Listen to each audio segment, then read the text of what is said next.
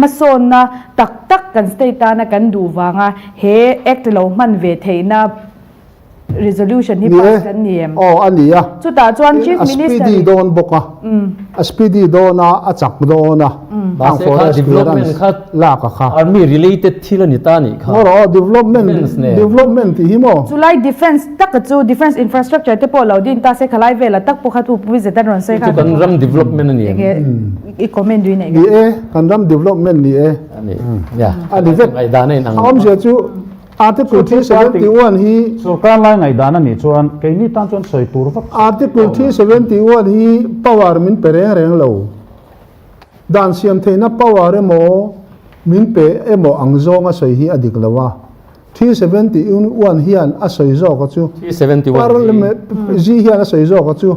Parliament อินด้านเสียมังอ่ะอามาจูมิโซรัมสุรการินอัปปมันนี่ตีresolutionอัป pass โลจวนจ้าข้ากันปวารนี่ก็พูอัป pass โลจวนอัปมันเทลการเสียมนับปวารนี่เราว่าเฮ้ยหิมะอินหุมหิมนะตานี่ safeguard เสียมนับปวารนี่ยันนี่ตาอินหุมหิมะ resolution ข้าอี pass โลจวนอีมังเทโลจุกเสียดอนลม resolution pass เลย pass โลลำนี่เราวินเอ็นตีนันที่71 G นะกีนี่น้ำเตนาวเลย tribal เตมินหุมนะจู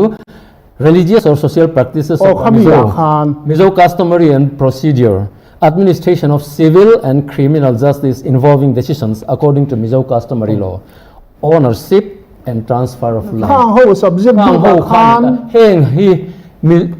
ด่านรอนเสียมมาเซ parliament ควัน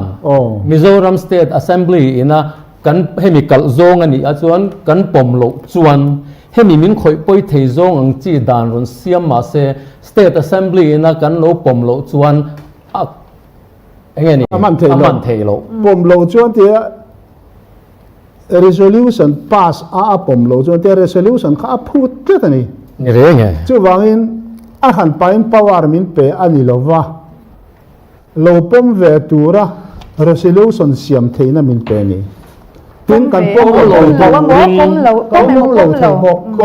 ถือปมอันนี้ไม่เป็นจงเลยเฮเซฟการ์ที่ชุปมเวทนั่นลำหนึ่งปมลงที่นั่นลำมิโซกันนี่ให้ชุกันปมจวนอาชันปาปาสแค่ร่างยันชาลินาดานมิโซเต็กก็หันเสียเด่นกันดานบิกเลยกันอมดานบิกจุงจางเลยเฮมี ownership of กันรำกันนินเลยกัน transfer นั่นจุงจางเวลาเฮียนParliament ปนให้มีคอยไปโจงดานกันเสียมชวนกันดูเราที่ resolution กันเราเสียมเวเอ็งพอนี่เซชี71 G ก็จู่สวยรู้ตำตูลิงก็ใช่เราอาจารย์จู่ resolutionนี่กันผมมาฟังชี71 Gก็กัน exercise theory เราตัวน่าจะ